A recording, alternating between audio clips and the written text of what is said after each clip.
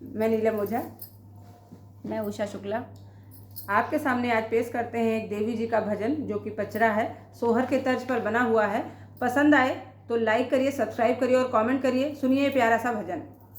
अम्बे को सिर के सवारी बहुत नीक लागई, बहुत नीक लागई हो।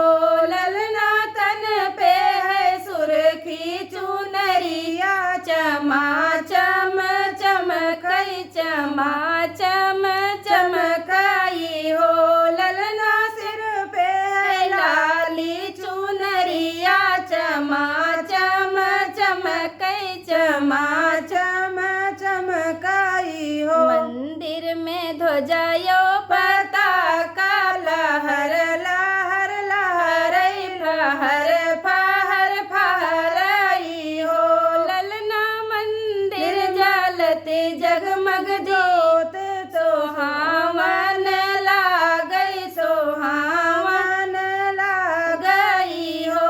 ललना मंदिर जले जगमग ज्योति, सोहावन लागई, सुहावन लागई हो। कोई लगावे अगरबत्तिया तो होमिया करावई, होमिया करावई हो। ललना धूप सुगंध भल गमकई, आनंद भल आवई, आनंद भल आवई हो। ललना धूप सुगंध भल गमकई, आनंद भल आवई, आनंद भल आवई हो।